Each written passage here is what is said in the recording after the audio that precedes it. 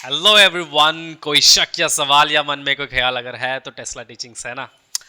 तो ये वाला जो वीडियो रहेगा ये एटम का रिवीजन रहेगा वन शॉट में। ठीक है, हम लोग जल्दी जल्दी इसको कंप्लीट करेंगे। हम लोग ज़्यादा टाइम नहीं लेंगे।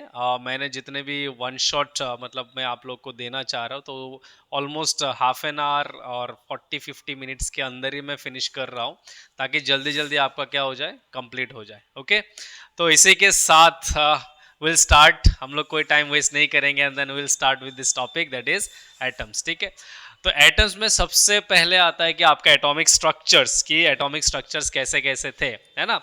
जैसे यहाँ पर 19th सेंचुरी के टाइम की बात है, बहुत सारा यहाँ पे कहानी लिखा हुआ है एंड देन हम लोग देखेंगे कि एटॉम्स में कैसे कैसे स्ट्रक्चर है, उसका न्यूक्लियस किधर है, न्यूक्लियस कैसे है ना, एटॉम में क्या क्या चीज़ रहता है, क्या क्या नहीं रहता है, किस किस साइंटिस्ट ने कैसा कैसा आपको मतलब जो थ्योरीज है वो दिया था। ठीक है, तो इसीलिए हम लोग सीधा चलते हैं उसी के। और पहला जो एटॉमिक मॉडल था वो किसने दिया था, जे जे थॉमसन ने।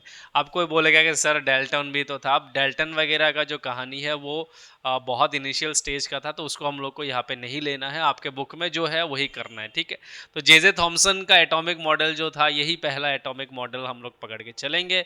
और इसमें देखेंगे कि इन्होंने क्या बोला था। इन्होंने एक प्लम पुडिंग मॉडल्स बताया था। जैसे ये जो एटम है, इस एटम के अंदर मतलब ऐसा है कि ये एटम पूरा पॉजिटिवली ऐसा चार्ज रहता है, और उसके ऊपर ये जो नेगेटिव चार्जेस है ये उसके सीड की तरह ऐसे एम्बेडेड रहता है। जैसे यहाँ पर आप वाटरमेलन में देख सकते हो, जैसे वाटरमेलन का ये जो रेड वाला हिस्सा है, दिस रेड वाला हिस्सा इज कॉल्ड पॉजिटिव चार्ज, और उसके अंदर ये जो आपका जो सीड्स है दीज आर इलेक्ट्रॉन्स। ऐसा ही एक मॉडल बताया था जे जे थॉमसन ने। तो यहाँ पर वही चीज लिखा हुआ है, आप देख सकते हो। थॉमसन ने 1898 में इस मॉडल को बताया था। क्या है, the positive charge of the atom is uniformly distributed throughout the volume of the atom and the negatively charge electrons are embedded in it like this seeds. ठीक है ना, यहाँ पर एक सीड की तरह। और इसको हम लोग क्या बोलते हैं, प्लम पुडिंग मॉडल भी बोलते हैं। तो ये पहला मॉडल किसने दिया था, जे जे थॉमसन ने। तो आपको ऐसा सवाल आ सकता है कि who gave the plum pudding model of atom, तो आपने क्या देना है, ये जे जे थॉमसन। ठीक है, अब एटम क्या है, हम लोग का building blocks of any matter, है ना। किसी मैटर को अगर क्रश करोगे तो पाउडर निकलेगा, उसको और क्रश करोगे और पाउडर निकलेगा, ऐसे करते करते करते करते लास्ट एक स्टेज आएगा जहां पे सिर्फ एक सिंगल पार्टिकल, डिस्क्रीट पार्टिकल मिलेगा, उसी को हम लोग क्या बोलते हैं, एटम्स। ठीक है, फिर जे जे थॉमसन के बाद आता है आपका रदरफोर्ड। रदरफोर्ड का एटॉमिक मॉडल, तो उसमें क्या है, अर्नेस्ट रदरफोर्ड ने क्या किया, conducted some experiments on the scattering of alpha particles. Alpha particle को लिया। अल्फा पार्टिकल बेसिकली क्या होता है, हीलियम का न्यूक्लियस। तो मतलब उसमें दो मतलब प्रोटॉन्स है, हाइड्रोजन हीलियम, तो सेकंड वाला है ना, तो दो इलेक्ट्रॉन दो प्रोटॉन्स रहेगा उसमें। ठीक है, the experiment was later carried out by students Geiger and Marsden. मतलब फिर उसके बाद इनके जो स्टूडेंट्स है उन्होंने कैरी आउट किया। अब इसमें हम लोग क्या देखते हैं, इन्होंने मतलब जो मॉडल दिया था उसमें क्या बताया था। पहला बताया था कि almost all the positive charge, जो पॉजिटिव चार्ज है and the mass of the atom are concentrated in a small central region called nucleus. की उस एटम का जो पूरा मास है वो कहाँ पर है, उसका जो एक सेंट्रल रीजन है एकदम सेंटर में, वहां पर है। मतलब पूरा जो मास है वो कॉन्सेंट्रेटेड एक पॉइंट पे रहता है, जिसको हम लोग क्या बोलते हैं, न्यूक्लियस बोलते हैं, जो एटम्स का सेंटर में रहता है। ठीक है, और उस सेंटर के चारों तरफ क्या होता है, इलेक्ट्रॉन्स रिवॉल्व करते हैं। ठीक है, उस सेंटर के चारों तरफ क्या होता है, आपका इलेक्ट्रॉन रिवॉल्व करता है। जैसे यहाँ पर ये अगर एटम है, इसके अंदर यहाँ पर न्यूक्लियस, और इसके चारों तरफ ऐसे क्या है, इलेक्ट्रॉन्स इन ऑर्बिट्स में ऐसे रिवॉल्व करते हैं। मतलब ऑर्बिट्स तो पहले ही आइडिया नहीं था, बट ये लोग बोलते हैं कि इलेक्ट्रॉन्स ऐसे रिवॉल्व करते हैं, तो ये पहले बताया था इन लोगों ने। ठीक है, अब इसके लिए एक अल्फा पार्टिकल स्कैटरिंग एक्सपेरिमेंट जो है वो हम लोग देखेंगे, अल्फा पार्टिकल स्कैटरिंग। ठीक है, तो यहाँ पर इसके लिए एक, यहाँ पर आप देख सकते हो एक ऐसा एक सेटअप लिया था, तो एग्जाम में आ सकता है कि ऐसा अल्फा पार्टिकल स्कैटरिंग का जो एक्सपेरिमेंट था रदरफोर्ड का, उसको एक्सप्लेन करो विद प्रॉपर डायग्राम्स। ठीक है, तो ये वाला आपका क्या है, प्रॉपर डायग्राम है। यहाँ पर अल्फा पार्टिकल का एक सोर्स है। ठीक है, यहाँ पर क्या है, अल्फा पार्टिकल का सोर्स है, यहाँ से अल्फा पार्टिकल जा रहा है ऐसे।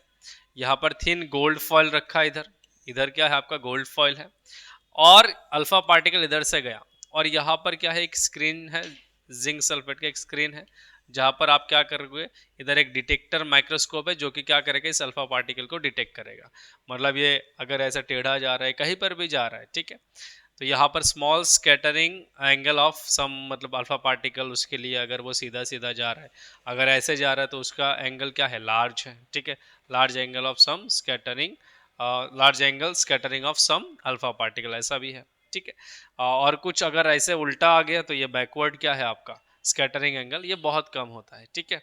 तो इसीलिए इन्होंने क्या किया, 1911 में Hans Geiger and Ernst Marsden ने ये एक्सपेरिमेंट परफॉर्म किया, ठीक है। और particles by atoms on the suggestion of Ernst Rutherford who was a student of J Thomson, Thomson ji का ही क्या था, स्टूडेंट था, ठीक है। कौन, रदरफोर्ड। उन्होंने क्या किया, हाईली एनर्जेटिक अल्फा पार्टिकल को गोल्ड फॉइल में, मतलब हीलियम न्यूक्लियस जो होता है अल्फा पार्टिकल एमिटेड बाय ये वाला बिस्मथ जो है 21483, इसको इन लोगों ने क्या किया, गोल्ड फॉइल में बॉम्बार्ड किया। और बॉम्बार्ड करने के बाद इन्होंने क्या देखा, कुछ ऑब्जर्वेशन इन्होंने नोट किया। अब ये वाला जो ग्राफ है 2025 में आ चुका है, ये 2025 में, इस साल, मतलब 2025 रिसेंट ईयर में ये आ चुका है। सिर्फ ये डायग्राम बनाने दिया था कि स्कैटरिंग एंगल का डायग्राम बनाओ, ठीक है। अब क्या ऑब्जर्वेशन, जब अल्फा पार्टिकल को भेजा तो क्या क्या ऑब्जर्वेशन देखा इन लोगों ने। पहला ऑब्जर्वेशन था इनका, most of the alpha particle जो था वो क्या, वेंट अनडेविएटेड, मतलब उस गोल्ड फॉइल से बिना डेविएशन के अल्फा पार्टिकल क्या हो गया, चला गया, ठीक है, बहुत बढ़िया। 0.14% of the alpha particle deviates more than 1 degree, मतलब बहुत कम परसेंट है जो, अगर मतलब मान लो ये गोल्ड फॉइल है, यहाँ से आ रहा था, मैक्सिमम क्या हो रहा था 99.86% बिना डेविएशन के ऐसे चला गया। बहुत कम है जो ऐसा 1 डिग्री में डेविएट हुआ, बहुत ऐसा कम है जो 1 डिग्री में डेविएट हुआ।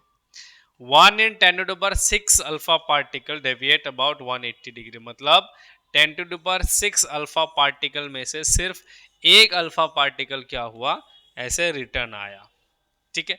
तो ये ऑब्जर्वेशन हमारे किसने देखा, रदरफोर्ड और मतलब उनके जो एसोसिएट्स थे गीगर एंड मार्सडन, इन लोगों ने ऑब्जर्व किया, ठीक है। अब ये ऑब्जर्वेशन के बाद इन्होंने कुछ कंक्लूजन लिया। क्या कंक्लूजन है कि most of the part of the atom is empty space as 99.986% alpha particle passes undeviated, मतलब उस एटम का, जो भी एटम है, उस एटम का मैक्सिमम जगह क्या है, एकदम खाली है। क्यों, बिकॉज सब अल्फा पार्टिकल जो है वो सीधा सीधा चले जा रहे हैं, मतलब वो खाली जगह मिल रहा है उसको, तभी तो जा रहा है ना, कोई ऑब्स्टेकल नहीं है। ऑब्स्टेकल रहेगा तभी तो वो क्या होगा, ऐसा मतलब रुक जाएगा या फिर डेविएट होगा। देयर मस्ट बी क्या है, some positive charge inside the atom and is concentrated in a small area as इतना percent of particles deflected by more than 1%। मतलब अब देखो अल्फा पार्टिकल ऐसे आ रहा है, अगर ये ऐसे डेविएट हो रहा है, इसका मतलब क्या है, अल्फा पार्टिकल में क्या है, हम लोगों ने बोला कि हीलियम का न्यूक्लियस है, तो दो पॉजिटिव क्या है, प्रोटॉन्स है। अब दो, एक पॉजिटिव पार्टिकल डेविएट कब होगा, जब एक दूसरे पॉजिटिव पार्टिकल के पास आएगा, पॉजिटिव पॉजिटिव रिपेल करेगा, तो ऑब्वियसली यहाँ पर कोई क्या होना चाहिए, सेंटर पे पॉजिटिव कुछ रहना चाहिए, इसीलिए ये क्या हुआ, कुछ अल्फा पार्टिकल ऐसे डेविएट हुआ, ठीक है। whole mass of the atom is concentrated in a very small volume which is positive charge containing nucleus. अब यहाँ पर क्या है, वही एक जो पॉइंट है जहां पर पूरा एक पॉजिटिव चार्ज क्या है वहां पे कॉन्सेंट्रेटेड है, और वहां पे उस एटम का पूरा मास भी क्या है, कॉन्सेंट्रेटेड है। तो ये कंक्लूजन हमारे क्या रदरफोर्ड और उसके एसोसिएट ने निकाला, ठीक है। अब यहाँ पर एक चीज देखो नोट है, आपसे एक चीज पूछ सकते हैं कि why Rutherford is credited with the discovery of the nucleus, ऐसा भी पूछ सकते हैं। तो देखो इसको थोड़ा पढ़ के समझ लेते हैं। क्या बोला कि Rutherford explain that the backward deflection of some alpha particle, जो ऐसे वापस आ रहे थे, कुड ओनली हैपन, तभी हो सकता है, कब, if the experience a strong repulsive force, मतलब अल्फा पार्टिकल पॉजिटिवली चार्ज है ना, वो वापस कब आएगा, जब यहाँ पे कुछ पॉजिटिव रहेगा तभी तो वापस आएगा, क्योंकि ये खुद भी तो पॉजिटिव है ना, ये जो आपका हीलियम का जो न्यूक्लियस है ये वाला, तो ये भी तो क्या है आपका, खुद भी तो पॉजिटिव है ना, तो तो ये अल्फा पार्टिकल जब इधर जाएगा, ये पॉजिटिव पॉजिटिव रिपेल होके क्या हो जाएगा, वापस रिटर्न हो जाएगा। तो this should possible only when almost all the mass and positive charge of an atom were concentrate in a very small central reason. तो ये यहाँ पे क्या होना चाहिए, पूरा मास और पॉजिटिव चार्ज यहाँ पे कॉन्सेंट्रेट होना चाहिए, तभी ये पॉसिबल है। The alpha particle could come very close to this dense positive centre but could not penetrate it. वो तो आएगा इधर, बट इसको जो चीड़ फाड़ के नहीं जा सकता, ठीक है। दैट इज वाई रदरफोर्ड को क्या बोला जाता है, it he is credited with the discovery of nucleus. I hope इतना समझ में आ गया होगा, तो कोई शक या सवाल नहीं रहना चाहिए, ठीक है। अब based on the conclusion Rutherford ने क्या एटॉमिक स्ट्रक्चर दिया। तो एटॉमिक स्ट्रक्चर का यहाँ पर मैं कहानी आपको एक एक करके बता देता हूँ। हम लोग जल्दी जल्दी फिनिश करेंगे इस चैप्टर को, बिकॉज वन शॉट है, हम लोग रिवाइज कर रहे हैं ना, will not go into the depth, ठीक है, ज़्यादा नहीं जाएंगे वहाँ पर। देखो क्या क्या दिया एलिमेंट, मतलब इसका स्ट्रक्चर। तो पहला क्या बोला, number of alpha particles scattered at alpha at a particular angle theta is different for different metal foils. मतलब अलग अलग मेटल फॉइल्स के लिए, जैसे गोल्ड है, गोल्ड के लिए थीटा अलग है, दूसरे मेटल्स के लिए अलग होगा, दूसरे और अलग अलग मेटल्स के लिए आपका जो स्कैटरिंग एंगल है वो भी क्या है, अलग अलग है, ठीक है। दैट मीन्स डिफरेंट मेटल जो है उनका पॉजिटिव चार्ज भी जो होगा अंदर, वो भी क्या होगा, अलग अलग होगा, ठीक है। फिर ये वाला हो गया दूसरा। देखो, in Rutherford's nuclear model of atom the entire positive charge most of the mass of the atom are concentrated in the nucleus with the electrons some distance away and the electrons would moving in orbits about the nucleus just planets do around the sun। मतलब इन्होंने क्या बोला, जैसे planets चारों तरफ घूमता है, मतलब किसी मतलब वो सूरज के, तो वैसे ही न्यूक्लियस के चारों तरफ क्या घूम रहा है भाई, इलेक्ट्रॉन ऐसे ऐसे घूम रहे हैं, एक सर्कुलर पाथ में ऐसे ऐसे घूम रहे हैं, ठीक है, ओके। फिर क्या बोला रदरफोर्ड ने, उसका जो एक्सपेरिमेंट है, उस एक्सपेरिमेंट से क्या पता चला कि आपका जो न्यूक्लियस का जो साइज है दैट इज अराउंड 10⁻⁻15 से 10⁻⁻14 मीटर तक है। 10⁻15 नहीं है, हाँ, ये 10⁻⁻15 है टू 10⁻⁻14 तक है, ओके। आई होप आपको ये समझ में आ गया होगा। फिर क्या है, the electron are attracted by positive charge by nucleus but electron don't move towards nucleus, it utilises the force as centripetal force and revolves only in circular orbits. मतलब देखो, यहाँ पे पॉजिटिव है, यहाँ पे नेगेटिव है, तो ये इसको क्या करेगा, फोर्स देगा कि नहीं देगा। तो ये क्या होगा, ये इस फोर्स को एज अ सेंट्रीपिटल फोर्स की तरह एक्ट करेगा। अब बोले कि सर सेंट्रीपिटल फोर्स क्या चीज़ है, फर्स्ट ईयर में पढ़े नहीं थे, रेस्ट कर रहे थे, इसलिए समझ में नहीं आ रहा। तो सेंट्रीपिटल फोर्स की वजह से क्या होगा, ये ऐसा रिवॉल्व करता रहेगा, ठीक है। सेंट्रीपिटल फोर्स की वजह से क्या होगा, रिवॉल्व करता रहेगा। वो जो पॉजिटिव और नेगेटिव के बीच का अट्रैक्शन है ना, उस अट्रैक्शन की वजह से ये क्या है, मतलब रिवॉल्यूशन हो रहा है। तो इसीलिए आप लोग ऐसे लिख सकते हो कि जो आपका एफ इलेक्ट्रोस्टैटिक्स है is equal to F centripetal, मतलब क्योंकि इलेक्ट्रोस्टैटिक फोर्स ही as a centripetal force act कर रहा है, ठीक है। The trajectory of alpha particle can be computed using Newton second law of motion. जो ट्रेजेक्टरी है घूमने वाला, वो न्यूटन्स लॉ से आप निकाल सकते हो। और जो इलेक्ट्रोस्टैटिक फोर्स ऑफ रिपल्शन है वो आप कुछ इस तरीके से निकाल सकते हो, एफ इज इक्वल टू क्या है, के Q1 Q2 bye are square. अब देखो यहाँ पे अल्फा पार्टिकल 2e, ठीक है, और Ze दिया है, मतलब इलेक्ट्रॉन जितना है, नंबर ऑफ मतलब आपका प्रोटॉन जितना है दैट इज इनटू ई, मतलब ठीक है। तो टोटल चार्ज आएगा और डिस्टेंस क्या है, आर स्क्वायर है, ठीक है। Where r is the distance between the alpha particle and the nucleus, मतलब वो अल्फा पार्टिकल और न्यूक्लियस का डिस्टेंस है, ठीक है। तो इससे आप ट्रेजेक्टरी निकाल सकते हो और मैग्नीट्यूड ऑफ द फोर्स भी निकाल सकते हो। तो ये आपका क्या है, मॉडल्स का जो आपका स्ट्रक्चर है वो हमारे रदरफोर्ड ने दिया था, ठीक है। अब इसके बाद आता है अल्फा पार्टिकल ट्रेजेक्टरी, ठीक है। तो अल्फा पार्टिकल ट्रेजेक्टरी में आता है आपका इम्पैक्ट पैरामीटर क्या है, इसमें आता है इम्पैक्ट पैरामीटर। अब इम्पैक्ट पैरामीटर क्या चीज़ है, देखो ये आपका जो इनिशियल वेलोसिटी वेक्टर है उसका जो परपेंडिकुलर डिस्टेंस है न्यूक्लियस से, वही इम्पैक्ट पैरामीटर है। अब ऐसा क्या चीज़ है सर, पता नहीं क्या चाइनीज बोल रहे हो। तो trajectory traced by an alpha particle depends on the impact parameter. अब देखो मतलब कौन से ट्रेजेक्टरी से जाएगा, ऐसे जाएगा, सीधा जाएगा, ऐसे घूम जाएगा, ये कौन बताएगा आपको, इम्पैक्ट पैरामीटर बताएगा आपको। अरे सर इम्पैक्ट पैरामीटर है क्या चीज़, तो इम्पैक्ट पैरामीटर वो चीज़ है जैसे इनिशियली जहां से ये जा रहा था उसका जो वेलोसिटी वेक्टर है किसका, अल्फा पार्टिकल का। फॉर एग्जांपल यहां से अल्फा पार्टिकल जा रहा है तो इनिशियल वेलोसिटी वेक्टर उसका यही से शुरू होगा, इसका ऐसे जा रहा था, ठीक है। अब यहां से थोड़ा अनडेविएटेड है तो इस यहां पे कहीं पे न्यूक्लियस है, मान लो टारगेट न्यूक्लियस, तो यहां से जो ये परपेंडिकुलर डिस्टेंस है इसी को हम लोग क्या बोलते हैं, इंपैक्ट पैरामीटर बोलते हैं, ठीक है। देखो, the impact parameter is the perpendicular distance of the initial velocity vector of the alpha particle from the center of the nucleus, ठीक है। अब थोड़ा सा दिमाग लगाओ, मेरा इम्पैक्ट पैरामीटर अगर बहुत ज्यादा है यहां से यहां तक, मेरा इम्पैक्ट पैरामीटर अगर ज्यादा है तो स्कैटरिंग कम है ना। मेरा इम्पैक्ट पैरामीटर अगर ज्यादा है तो मेरा स्कैटरिंग क्या हो जाएगा, कम। स्कैटरिंग एंगल मतलब थीटा जो है it will be very less, alright. But अगर मेरा ये इम्पैक्ट पैरामीटर अगर बहुत कम है तो मेरा स्कैटरिंग एंगल क्या हो जाएगा, ज्यादा हो जाएगा।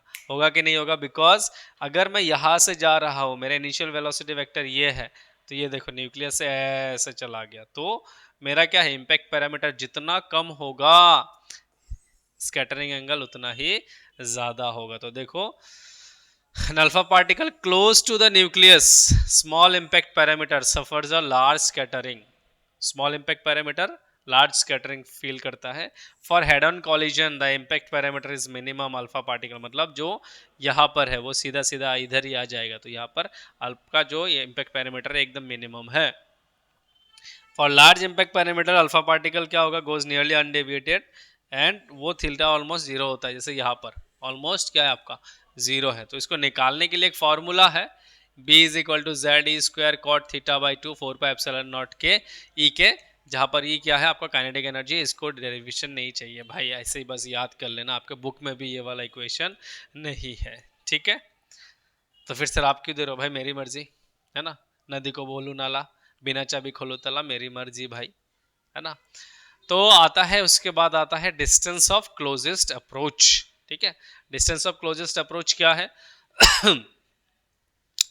कि आप यहां से क्या कर रहे हो, जैसे ही आपका ये अल्फा पार्टिकल इधर जा रहा है तो एक मिनिमम डिस्टेंस तक ये यहां तक जा पाता है, उसके बाद क्या होता है, ये रिटर्न आना पड़ेगा इसको, बिकॉज यहां पर तो ये पॉजिटिवली चार्ज है ना, आप इसको चीड़ फाड़ के तो नहीं जा सकते।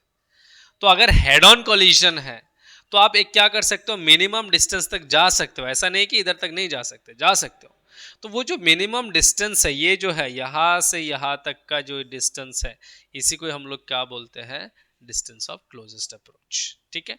मतलब अल्फा पार्टिकल ऐसे जाएगा, इधर इधर तक ही जा पाएगा, फिर अल्फा पार्टिकल मान लो किसी काइनेटिक एनर्जी से जा रहा था, किससे जा रहा था, किसी काइनेटिक एनर्जी से जा रहा था। अब वही काइनेटिक एनर्जी यहाँ जैसे ही गया, यहाँ से क्या ये काइनेटिक एनर्जी फुल्ली किस में चेंज हो गया, पोटेंशियल एनर्जी में चेंज हो गया, मतलब इधर जाके ऐसे रुक गया, वो पोटेंशियल एनर्जी से फिर से काइनेटिक एनर्जी में कन्वर्ट होकर ये वापस रिटर्न हो गया। आई होप आपको समझ में आ गया होगा। We can estimate the size of the nucleus by क्या है आपका ये distance of closest approach, scattering वगैरह जो भी है।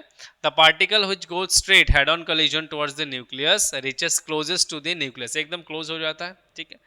तो at a certain distance r, मतलब ये डिस्टेंस पर अल्फा पार्टिकल क्या आ गया, कम्स टू रेस्ट, रेस्ट पर आ जाएगा, और इसका जो इनिशियल काइनेटिक एनर्जी है वो किस में कन्वर्ट हो जाएगा, इलेक्ट्रोस्टैटिक पोटेंशियल एनर्जी में कन्वर्ट हो जाएगा, और इसी को हम लोग क्या बोलेंगे, आपका डिस्टेंस ऑफ क्लोजेस्ट अप्रोच। तो उसके लिए हम लोग इनिशियल काइनेटिक एनर्जी जो था, जैसे half m v square, initial velocity u है, u square is equal to आपका इलेक्ट्रोस्टैटिक पोटेंशियल एनर्जी में चेंज हो जाएगा, तो electrostatic potential k q by r, k q मतलब ऐसा था ना, yes 1/4 pi epsilon naught 2e into z e divided by r, ठीक है ना। मतलब आपका work done per unit charge आपका पोटेंशियल था ना, तो वहां से आपका v इज इक्वल टू जो आपका इलेक्ट्रोस्टैटिक पोटेंशियल इनटू आपका q आएगा, तो q इनटू आपका इलेक्ट्रोस्टैटिक पोटेंशियल, वही आपका क्या आ जाएगा, ये इलेक्ट्रोस्टैटिक आपका पोटेंशियल एनर्जी आ जाएगा, that will give you r. यहाँ से अगर आर निकालना है तो आप आर ऐसे निकाल सकते हो। तो ये वाला फॉर्मूला भी आपने याद रखना है। This is called distance of closest approach. ठीक है, चले आगे, एकदम इजी है। कंक्लूजन, अब यहां से क्या कंक्लूजन निकला, as only a few alpha particles bounces back, बहुत कम बाउंस बैक करता है, which shows that the atoms mass and positive charge are concentrated in a very small region, thus Rutherford scattering helps estimate the small size of the nucleus। तो इसीलिए हम लोग क्या कर सकते हैं, रदरफोर्ड के मतलब जो आपका स्कैटरिंग का जो एक्सपेरिमेंट है उससे हम लोग किसी एक न्यूक्लियस का भी साइज क्या कर सकते हैं, डिटरमाइन कर सकते हैं। ओके, नेक्स्ट आता है आपका इलेक्ट्रॉन ऑर्बिट। ठीक है, अभी ये डेरिवेशंस है, कुछ डेरिवेशंस है जो आपको यहाँ पे करने हैं। तो क्या है यहाँ पर देखो, जल्दी जल्दी में देखते हैं हम लोग, आजा भाई जल्दी जल्दी देखते हैं। रदरफोर्ड के मुताबिक क्या है, electrostatic force of attraction between the nucleus and electron क्या करता है, एक सेंट्रीपिटल फोर्स देता है कि नहीं देता, जिसकी वजह से इलेक्ट्रॉन क्या करता है, उस न्यूक्लियस के चारों तरफ ऐसे घूमता रहता है, इधर ऐसे घूमता रहता है। ठीक है, तो मतलब मेरा जो एफ इलेक्ट्रोस्टैटिक से that should be equal to F क्या, आपका जो सेंट्रीपिटल है ना, तो मेरा 1/4πε0 into e square by r, जो आपका क्या आएगा, इलेक्ट्रोस्टैटिक फोर्स। ठीक है, के Q1 Q2 by r square, तो के का वैल्यू है Q1 Q2 मतलब चार्ज आपका E into e divided by r square, और सेंट्रीपिटल फोर्स का क्या है आपका mv स्क्वायर बाई आर। ठीक है, अगर आपका रेडियस मतलब ऐसा है r है, ये किसी भी ऑर्बिट के लिए।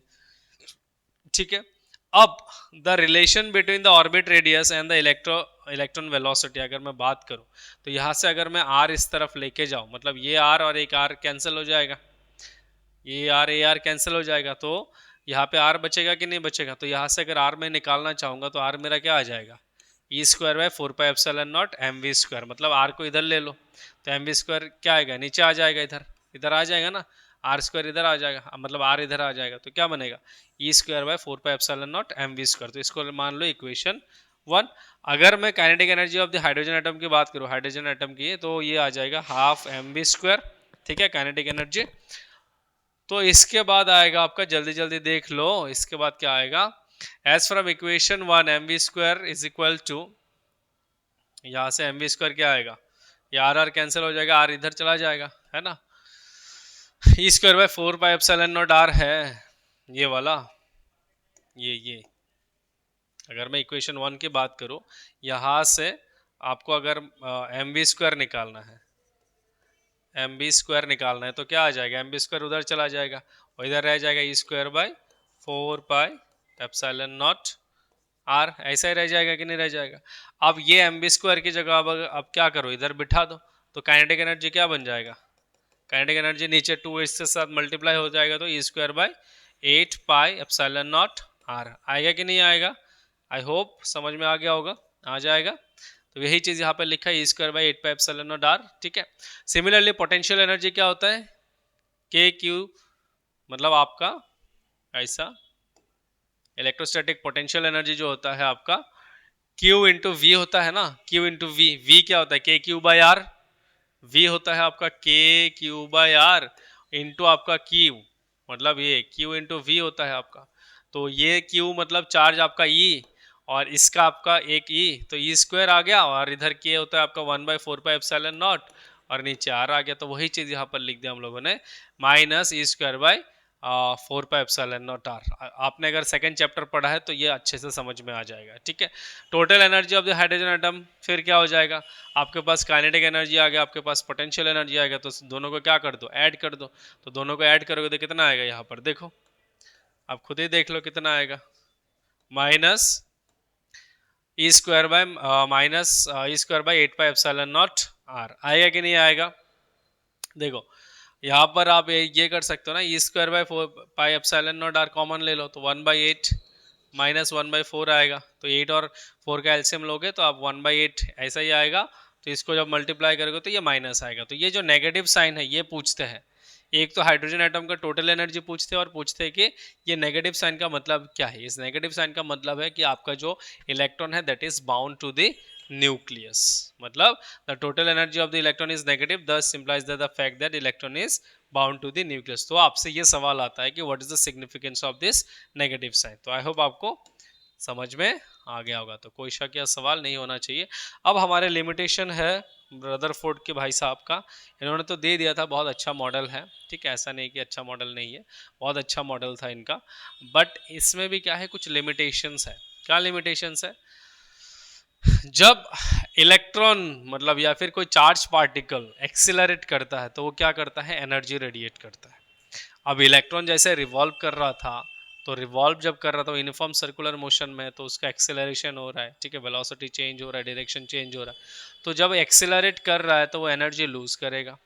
अब जब एनर्जी लूज करता रहेगा तो एक चीज होगा ना, कि वो ऐसे घूम घूम के क्या आ जाएगा, सेंटर में ऐसे गिर जाएगा, would spiral inward and eventually fall into the nucleus, और एटम को क्या बना देगा, अनस्टेबल बना देगा। तो पहला आपका क्या है, लिमिटेशन ये है कि आपका जो इलेक्ट्रॉन है अगर वो रिवॉल्व कर रहा है तो एक्सिलरेट कर रहा है तो वो क्या होगा, धीरे धीरे एनर्जी लूज करेगा और स्पाइरल करके न्यूक्लियस के अंदर गिर जाएगा और एटम को अनस्टेबल कर देगा। तो ये एक क्या है आपका लिमिटेशन है ना।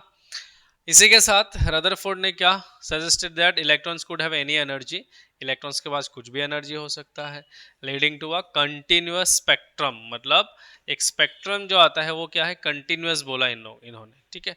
बट जो एटम है वो एक्चुअली क्या होता है, लाइन स्पेक्ट्रा देता है, मतलब उनका एक फिक्स एनर्जी लेवल्स होता है जो रदरफोर्ड एक्सप्लेन नहीं कर पाए। तो ये क्या है आपका एक लिमिटेशन है रदरफोर्ड का। तो अब देखो लिमिटेशन है तो इनको भी ठीक करने वाला कोई था, तो उसको भी हम लोग को देखना है ना। तो लिमिटेशन फटाफट हम लोग को देखना है, उसके बाद आता है हमारे बोर भैया, ठीक है, नेल बोर। तो इन्होंने क्या बोला कि इन्होंने सब कुछ कंबाइन उम्बाइन करके थोड़ा सा अपना जलवा दिखाने की कोशिश किया। तो इन्होंने क्या बोला कि electron in an atom could revolve in certain stable orbits without emission of radiant energy. तो पहले बोला कि इलेक्ट्रॉन क्या कर सकता है, कुछ ऑर्बिट में रिवॉल्व कर सकता है विदाउट क्या, आपका जो एनर्जी रिलीज किए बिना वो क्या कर सकता है, रिवॉल्व कर सकता है। और according to this postulate each atom has certain definite stable states in which it can exist and each possible state has definite total energy, these are called stationary states of the atom। मतलब कोई भी atom जो है अपने stationery states में रह सकता है, अपना अपना डिस्क्रीट एक लेवल पे रहेगा, और उसके जो इलेक्ट्रॉन्स भी है वो क्या होगा, एक एक डिस्क्रीट लेवल पे रहेगा, ठीक है। फिर क्या बोला कि जो इलेक्ट्रॉन है, जो न्यूक्लियस के चारों तरफ जो इलेक्ट्रॉन है वो उन्हीं ऑर्बिट में रिवॉल्व करेगा जिस ऑर्बिट का जो एंगुलर मोमेंटम है, that angular momentum is equal to n h by two pi, ठीक है। उन्हीं किस में क्या करेगा, मतलब ऑर्बिट में इलेक्ट्रॉन रहेगा जहां जिनका एंगुलर मोमेंटम क्या है, is equal to n h by two pi, ठीक है। Thus the angular momentum of the orbiting orbit electron is quantised, ठीक है। और ये बोल सकता है कि angular momentum is integral multiple of h by two pi, मतलब n h by two pi वही चीज है, ठीक है। तो इसको बोलते हैं एंगुलर मोमेंटम क्वांटाइजेशन का जो कंडीशन है ये बोलते हैं इसको, ठीक है। और क्या बोलते हैं, it states that an electron might take a transition, मतलब अगर ऑर्बिट है ऐसा फिक्स ऑर्बिट है, ऐसा जरूरी नहीं कि इलेक्ट्रॉन इधर ही रहेगा, इलेक्ट्रॉन इधर भी जंप कर सकता है, इलेक्ट्रॉन इधर भी जंप कर सकता है, और जब जंप करेगा या तो ये एनर्जी अब्सॉर्ब करेगा या तो फिर रिलीज करेगा, ठीक है। when make a transition from one of its specified non-radiating orbits to another of lower energy, when it does a photon is emitted having energy equal to the energy difference between the initial and final states। मतलब क्या होता है कि मान लो कि पहला energy ये वाला था, दूसरा ये वाला था, जब माइनस करोगे उसी एनर्जी से वो क्या करेगा, वो एनर्जी रिलीज करेगा, ठीक है। और इसको बोलते हैं बोर्स फ्रीक्वेंसी कंडीशन भी बोलते हैं इसको, ठीक है। जहां पर ई आई क्या है, इनिशियल आपका जो ऑर्बिट था उसका एनर्जी है, और ये फाइनल ऑर्बिट जहां पे वो जंप किया उसका एनर्जी है, ठीक है। चले आगे।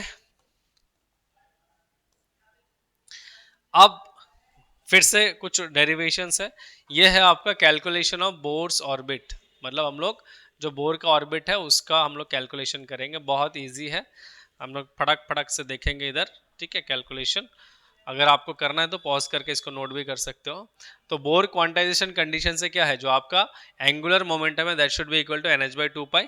फर्स्ट ईयर में आप लोगों ने ये क्या बोलते हैं मोमेंटम के बारे में पढ़ा होगा, angular momentum L is equal to आपका आता है एम वी आर, एक्चुअली में आता है आपका ये, आपका आप लोगों ने पढ़ा होगा L is equal to r cross p, ठीक है। तो ये p क्या है आपका एम वी साइन थीटा, ठीक है। तो वेलोसिटी और ये इसका जो आपका एंगल बनेगा वेलोसिटी वेक्टर का और जो आर का, ये वेलोसिटी वेक्टर और आर का ये एंगल कितना है 90 डिग्री रहेगा हमेशा। तो थीटा बनेगा 90, साइन 90 होता है 1, तो इसलिए क्या बन जाता है आपका ये एम वी साइन थीटा था ना। तो यहाँ से एम वी वेक्टर और आर वेक्टर के बीच का एंगल है थीटा 90 डिग्री, तो ये एम वी आर बन जाता है, ठीक है। तो आपका जो एंगुलर मोमेंटम है that should be equal to n h by two pi, m v r is equal to आपका n h by two pi, ठीक है। और रदरफोर्ड के मॉडल से भी हम लोग को क्या पता चलता है, जो इलेक्ट्रोस्टैटिक फोर्स है that should be equal to centripetal force. तो इलेक्ट्रोस्टैटिक फोर्स के लिए हम लोग ऐसे लिख सकते हैं कि q one q two by r square, और सेंट्रीपिटल फोर्स होता है m v square by r. तो यहाँ से हम लोग क्या लिख सकते हैं के इंटू जेड ई, जेड क्या है एटॉमिक नंबर, ठीक है, इंटू आपका ये वाला, और एक आपका ये वाला हाइड्रोजन एटम के लिए ई है तो r square, m v square by r, यहाँ से एक आर यहाँ से एक आर कैंसिल। तो यहाँ से अगर मेरे को वी स्क्वायर निकालना है तो वी स्क्वायर आ जाएगा आपका k into Z is by m r, यह आपका आ जाएगा सेकेंड नंबर इक्वेशन, ठीक है। अब यहाँ से जब इधर आओगे इक्वेशन नंबर 1 से, यहाँ से अगर आप क्या निकालोगे m v r is equal to n h by two pi, यहाँ से v निकाल लो, v निकालोगे तो एम आर इधर नीचे आ जाएगा तो n h by two pi m r, ठीक है।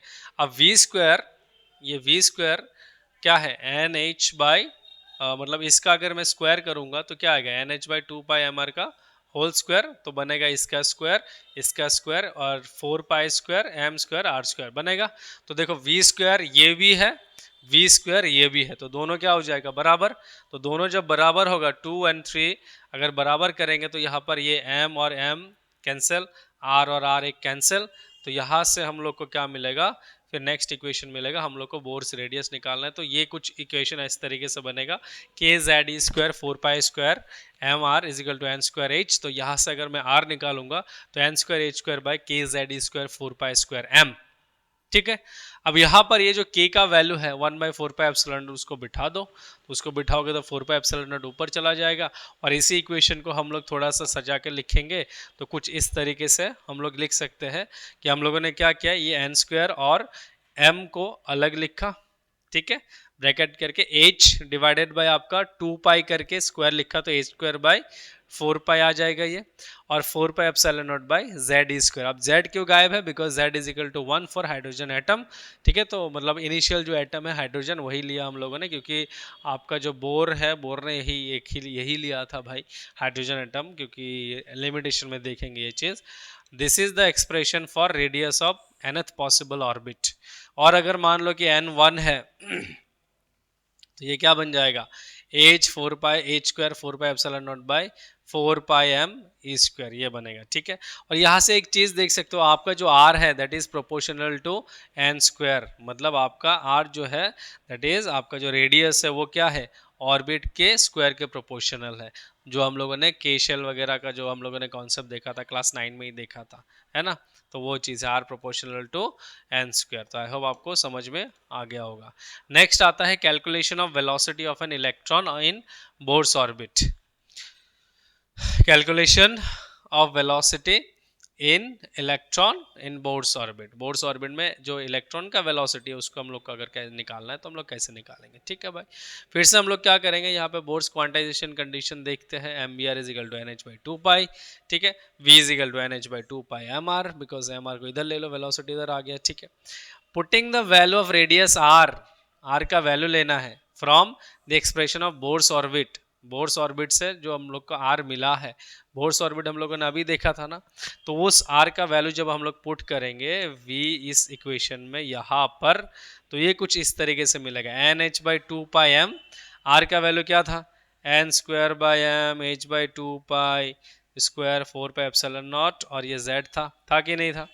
तो यहाँ पर जब बिठाएंगे तो ये वाला सब ऊपर चला जाएगा, ये नीचे ही रह जाएगा, तो सब ऊपर नीचे चला गया, कट कुटा के क्या आ जाएगा आपका v इज इक्वल टू इतना रह जाएगा, ठीक है। v इज इक्वल टू कितना रह जाएगा, v इज इक्वल टू कितना रह जाएगा, इतना रह जाएगा, ये वाला 2 पाई स्क्वायर के बाई एन एच, ठीक है। और या फिर इसको हम लोग ऐसे भी लिख सकते हैं z e square by n h 2 pi two epsilon naught, since z is equal to 1 क्या है, किसके लिए, हाइड्रोजन के लिए है, और इस k का वैल्यू कितना है 1/4 पाई एप्सिलॉन नॉट है। दोनों को पुट करोगे तो कुछ इस तरीके से भी इक्वेशन आ सकता है, ठीक है। So this is the expression for velocity of electron in an orbit. Orbit में वेलोसिटी का इक्वेशन है। अब यहाँ से एक चीज देख सकते हो, v जो है वो 1/n के प्रोपोर्शनल है। वेलोसिटी जो है 1/n के प्रोपोर्शनल है, मतलब अगर ऑर्बिट आप किस में जाओगे, बहुत दूर के ऑर्बिट में जाओगे तो वेलोसिटी क्या हो जाएगा, कम हो जाएगा। ये आप लोगों ने फर्स्ट ईयर में system of particles and rotational motion में देखा था कि रोटेशन में आप जितना दूर जाओगे आपका जो मोमेंटम है वो थोड़ा सा कम होता रहेगा, मतलब वेलोसिटी भी आपका क्या हो जाएगा, कम हो जाएगा। आई होप आपको ये दिख गया है। नेक्स्ट आता है आपका calculation of energy of an electron. Electron का जो एनर्जी है ठीक है, इलेक्ट्रॉन का जो एनर्जी है उसको निकालना है। तो इलेक्ट्रॉन का एनर्जी जो है उसको निकालने के लिए फिर से वही हम लोग एक डेरिवेशन देखेंगे, एक छोटा सा डेरिवेशन, ठीक है, छोटू सा डेरिवेशन। अब इसको मैं हाँ इधर ही से बता देता हूँ, यहाँ पर है, ठीक है। तो सिंस हमको पता है इलेक्ट्रॉन क्या करता है, रिवॉल्व करता है ऑर्बिट में, इसके पास दो एनर्जी है, काइनेटिक एनर्जी और पोटेंशियल एनर्जी है, ठीक है। तो काइनेटिक एनर्जी जो है उसको हम लोग कुछ इस तरीके से लिख सकते हैं, kinetic energy to half m v square, ठीक है। अब वी स्क्वायर जो है या फिर वी जो है हम लोग को पता है z, इलेक्ट्रॉन का जो वेलोसिटी है इस तो हम लोग को पता है, अभी हम लोगों ने निकाला था। तो v इज इक्वल टू क्या है, z e square by NH2 epsilon naught. तो इसका जब स्क्वायर करोगे तो क्या आएगा, z square e to the power 4 n square h square 2 का 4 आएगा, एप्सिलॉन का एप्सिलॉन नॉट स्क्वायर आ जाएगा, ठीक है। और ये आ जाएगा यहाँ पर m z square e to the power 4 8 n square h square epsilon naught, ठीक है ना। और क्या बोलते हैं इसी के साथ ये पोटेंशियल एनर्जी जब हम लोग निकालेंगे, पोटेंशियल एनर्जी, तो पोटेंशियल एनर्जी क्या था, मतलब Q इंटू वी था। तो Q2 इंटू आपका V जो है के क्यू बाई आर होता है, तो 1/एप्सिलॉन नॉट Q1/r आ जाएगा, ठीक है। तो जब जैसे ही आ जाएगा तो 1/4 pi epsilon not into minus E/r into ZE, ठीक है, ये आ जाएगा। तो यहाँ पर जब आप कैलकुलेशन करोगे, कितना छोटा छोटा है, इसे काट पिटा के, तो आपका जो फाइनल एक्सप्रेशन आएगा वो ऑलमोस्ट ये वाला आ जाएगा, minus 2mz square e to the power 4 n square h square epsilon naught. आप खुद से करके एक बार देख लेना, ठीक है। आई होप आपको ये दिख रहा होगा। यहाँ पे r का वैल्यू भी है, यहाँ से पुट करके आप देख सकते हो, ठीक है। अब यहाँ से एक देखो, अगर टोटल एनर्जी की बात करें तो kinetic energy plus potential energy दोनों को जब ऐड करोगे तो आपके पास आ जाएगा टोटल एनर्जी इतना आ जाएगा। तो इससे आप लोग एक चीज़ देख सकते हो, जो आपका पोटेंशियल एनर्जी है ये 2 times of the kinetic energy, मतलब काइनेटिक एनर्जी जो है इसका आपको 2 गुना करोगे तो आपका क्या आ जाएगा, ये वाला आ जाएगा, ठीक है। आई होप आपको समझ में आ गया होगा। So this is the expression for calculation of energy of an electron, ठीक है। फिर आता है आपका एनर्जी लेवल्स। तो थोड़ा सा पानी पी लेते हैं।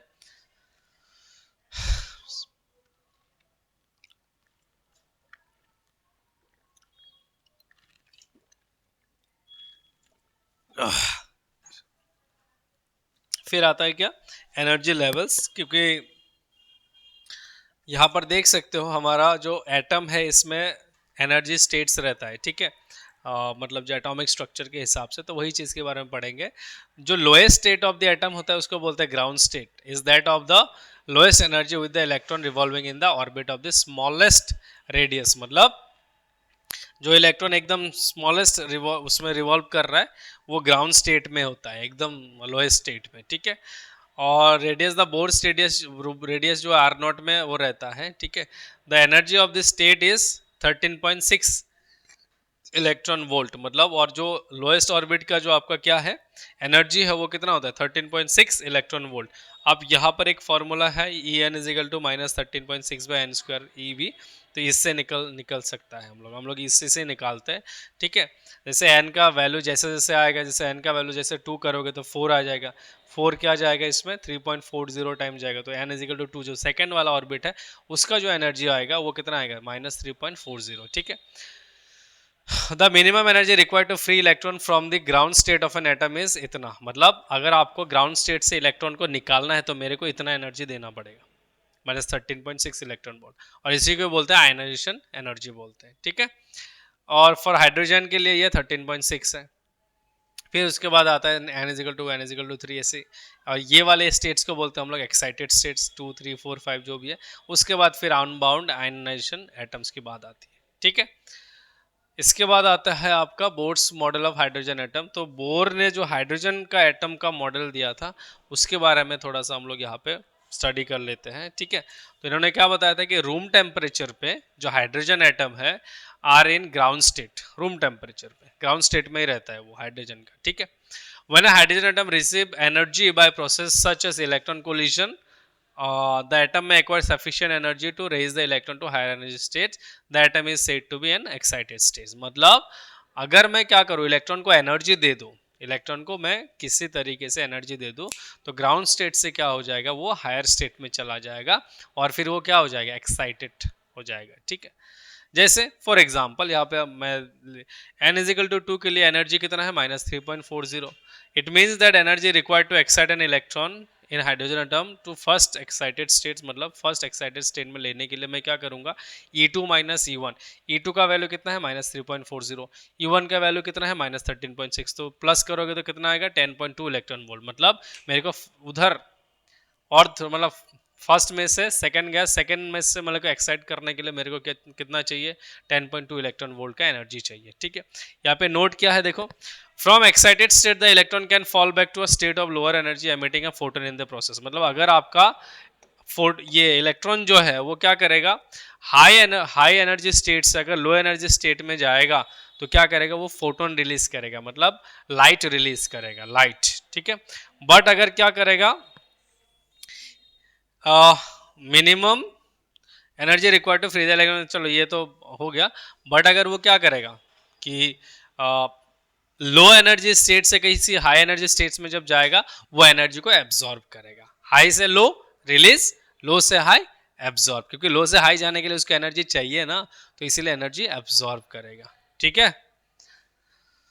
चलो इसी के साथ आता है the line spectra of hydrogen atom. तो हाइड्रोजन एटम क्या दिखाता है, लाइन स्पेक्ट्रा दिखाता है। ये बस याद कर लो भाई, सर क्या बोल रहे हो, ये सब मेरे को याद नहीं है, क्या पढ़ा है ये सब, मेरे को कुछ समझ नहीं आ रहा। देखो अभी समझने समझाने का कोई समय ही नहीं है, जो पढ़ा रहा हो बस उसी को देखो, रटो और बस चलो, ठीक है।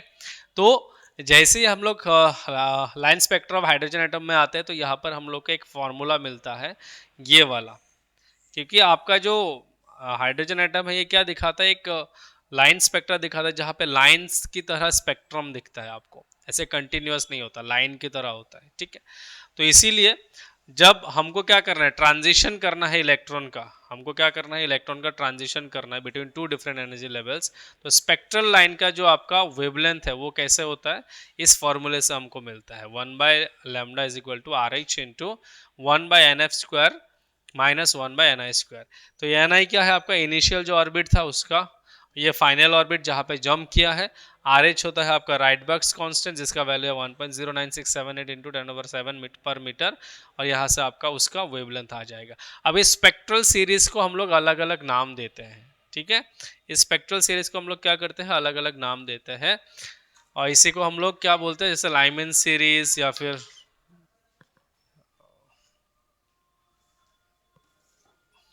फोन आ गया था भाई, क्या कर रहे हैं ना, गरीब आदमी है, फोन करते हैं लोग। एनीवेज,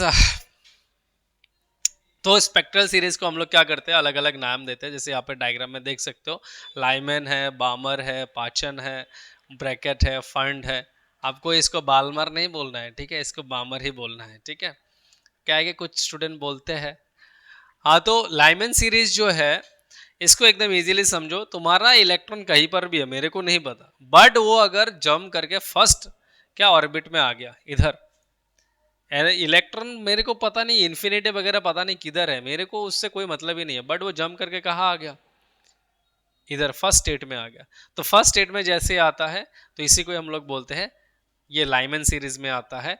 स्पेक्ट्रल लाइन जो होगा, जब वहां से इधर आएगा ना तो लाइट निकलेगा ना, हाई से लो में आ रहा है तो लाइट निकलेगा, तो उस सीरीज को हम लोग बोलते हैं लाइमन सीरीज, और वो अल्ट्रावायलेट रीजन में आता है, मतलब अल्ट्रावायलेट रेस ऐसा निकालेगा सर। तो इसमें देखो एकदम, it is the series in which the spectral line correspond to transition of electron from some higher energy state to lower energy state corresponding to NF is equal to one मतलब आपका जो है initial है वो कुछ भी हो सकता है, 1 2 3, सॉरी 1 नहीं हो सकता, 2 3 4 ऐसे डॉट डॉट डॉट कुछ भी हो सकता है, बट फाइनल जो है वो क्या आएगा, 1 आएगा, ठीक है। और इसका वेवलेंथ के लिए हम लोग यहाँ पे 1, क्योंकि फाइनल 1 ही होता है, 1 ही होगा इसका। इनिशियल कुछ भी हो सकता है, बिठाओ राइट वर्क का कांस्टेंट लगाओ और वेवलेंथ आपको पता चल जाएगा, ठीक है। इसके बाद आता है आपका बामर सीरीज। बामर सीरीज में आपका NF इज इक्वल टू 2, मतलब इलेक्ट्रॉन कहीं पर भी हो जंप किस में करेगा, सेकंड वाले में, सेकंड वाले ऑर्बिट में। तो इसको हम लोग क्या बोलेंगे, बामर सीरीज बोलेंगे। और ये स्पेक्ट्रल लाइन कहाँ पर आता है, विजिबल रीजन, मतलब हम लोग देख सकते हैं इसको, है ना, ठीक है, एकदम इजी है। पाचन सीरीज क्या होता है, थर्ड वाले में, मतलब इलेक्ट्रॉन कहीं पर भी है जंप कहाँ पर करेगा, थर्ड वाले ऑर्बिट में करेगा। जब जैसे थर्ड वाले ऑर्बिट में करेगा तो इसको हम लोग क्या बोलेंगे, पाचन सीरीज का मतलब क्या है आपका स्पेक्ट्रल लाइन है। और ये स्पेक्ट्रल लाइन जो है कहाँ पर लाई करता है, इंफ्रारेड रीजन पे, ठीक है। नेक्स्ट आता है आपका ब्रैकेट सीरीज। ब्रैकेट सीरीज के लिए आपका क्या होगा, फाइनल जो आपका ट्रांजिशन होगा 4th नंबर ऑर्बिट में होगा, बाकी कहीं पर भी इलेक्ट्रॉन रह सकता है, उधर से 4 में आएगा। तो ये भी क्या है, इंफ्रारेड रीजन में ही लाई करता है। फिर आता है आपका फंड सीरीज। फंड सीरीज के लिए आपका फाइनल जो आपका ट्रांजिशन होगा 5th नंबर ऑर्बिट में होगा, कहीं से भी। NF क्या है आपका 5 है, मतलब देखो यहाँ पर ये जो है आपका, आजा आजा, हाँ, मतलब कहीं से भी इलेक्ट्रॉन ट्रांजिशन करिए, ऑर्बिट्स है, ये आपका न्यूक्लियस है, यहाँ पर ऐसा ऑर्बिट है।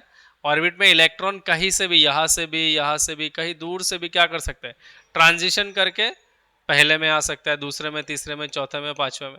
तो जब पहले में आएगा मतलब हम लोग उसको लाइमिन बोलेंगे, फिर दूसरे में आएगा फिर हम लोग बामर बोलेंगे, तीसरे में आएगा पाचन बोलेंगे, पांचवे में आएगा फिर ब्रैकेट बोलेंगे, फिर फंड बोलेंगे। तो ये सब चीज़ें हैं और कुछ नहीं है, एकदम बेसिक बेसिक चीज़ें हैं। तो यहाँ पर आप देख सकते हो ब्रैकेट आ गया, फिर फंड सीरीज। फंड सीरीज में आपका फाइनल स्टेट जो है दैट इज 5th नंबर है, ठीक है।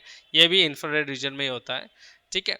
अब लिमिटेशन आता है बोर्स मॉडल का, जैसे रदरफोर्ड का था तो रदरफोर्ड के लिमिटेशंस थे, वैसे ही आपके बोर्स के भी लिमिटेशंस हैं। तो क्या क्या लिमिटेशंस है देखो, Bohr model is applicable to only hydrogenic atom, मतलब जिसका सिर्फ एटॉमिक नंबर 1 है वैसे ही आपके एटॉम्स में ये क्या है, यूजफुल है, अदरवाइज दूसरे एटम में यूजफुल नहीं है, ठीक है, ये एक लिमिटेशन है। Bohr's model correctly predicts the frequencies of the light emitted by hydrogenic atoms. The model is unable to explain का relative intensities of the frequencies in the spectrum. Spectrum में जो फ्रीक्वेंसीज होगा उसको क्या नहीं कर सकता, ये मतलब डिलीवर नहीं कर सकते या फिर डिस्क्राइब नहीं कर पाता, ठीक है।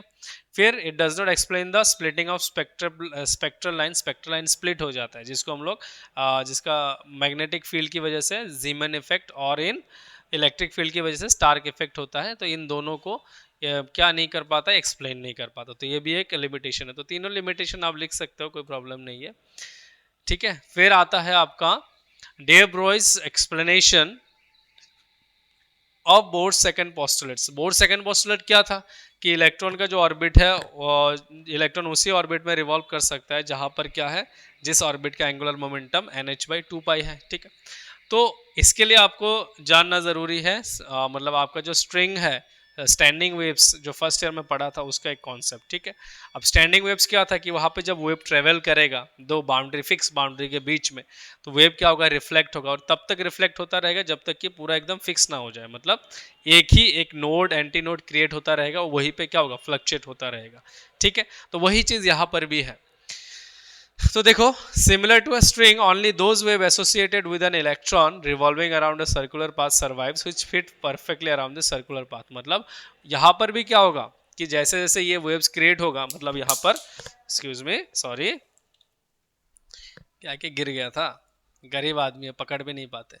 तो यहाँ पर क्या होगा कि इस सर्कल में भी क्या होगा, वही वेव्स रहेगा जो फिट हो जाएगा। तो यहाँ पर भी नोड्स एंटी नोड्स क्रिएट होगा और वहीं पे क्या होगा, जो भी आपका इलेक्ट्रॉन वगैरह है वो रिवॉल्व, मतलब वो ऐसे क्या होगा, मतलब वेव की तरह बिहेव करने लगेगा। जहाँ पर यहाँ पर देखो लैम्डा है ये, ठीक है। अब हम लोगों ने मान लिया कि यहाँ इसका जो रेडियस है r है, ठीक है। तो for an electron moving in nth circular orbit, कोई nth सर्कुलर ऑर्बिट है उसमें जिसका रेडियस rn है, मतलब देखो क्या है ना कि इसको टाइप करने के टाइम में यहाँ पर ये हर जगह पे हम लोग वो नहीं कर पाते, क्या बोलते हैं, ये चीज़ें फॉन्ट अप्लाई नहीं होता। तो आर एन ऐसा है, r n the total distance of the circumference of the orbit. Orbit क्या है, एक सर्कल है ना, अगर ये रेडियस आर है तो क्या हो जाएगा 2 पाई आर एन, ये हो जाएगा सर्कमफेरेंस, ठीक है। और हमको पता है डे ब्रोई का जो वेवलेंथ होता है, मतलब वेव पार्टिकल के लिए, तो पार्टिकल के लिए क्या होता है, एच बाई पी होता है, ठीक है।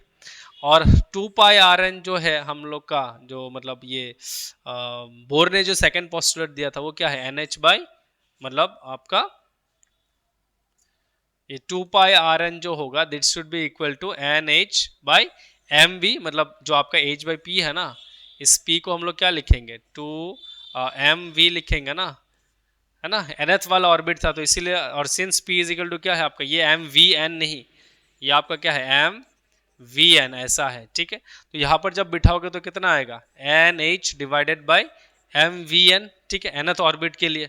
ये वाला मतलब ये वाला किसके लिए था, सिंगल, बट nth ऑर्बिट के लिए क्या आ जाएगा, ये वाला आ जाएगा, ठीक है। तो यह आ जाएगा आपका 2 pi r n this equal to, अब यहाँ से जब एम वी को इधर लोगे और इस 2 पाई को इधर लेके आओगे तो क्या बचेगा, m v r n is equal to n h by 2 pi. तो यहाँ से क्या आ गया, क्या ये बोर सेकंड पोस्टुलेट आ गया, तो यही चीज डे ब्रोय बताने की कोशिश कर रहा था। तो this is the quantum condition proposed by Bohr for the angular momentum of the electron, and thus de Broglie hypothesis of provided an explanation for Bohr's second postulate for the quantization of angular momentum of the क्या orbiting electron, ठीक है। तो ये वाला I hope आपको समझ में आ गया होगा कि हम लोग ऐसे वेव थ्योरी को ऐसे लेके हम लोग क्या कर सकते हैं, इसको निकाल सकते हैं, ठीक है। तो आई होप आपको ये समझ में आ गया होगा। हम लोगों ने बहुत जल्दी जल्दी इस चैप्टर को कंप्लीट किया है, बहुत ज़्यादा टाइम नहीं लिया है, तो जितना जल्दी हो सके मैंने कंप्लीट किया है, बिकॉज एक चैप्टर में हम लोग ज़्यादा टाइम नहीं वेस्ट कर सकते रिवीजन के टाइम, ये बहुत जल्दी जल्दी हम लोग को क्या करना है, बस पढ़ना है, देखना है, बस उतना ही है, ठीक है। सो आई होप आपको समझ में आ गया होगा, एंड कोई भी डाउट्स रहेगा you can always write us on the comments and you can contact us. Thank you for watching this and will see you in next video. Thank you very much, till then bye bye.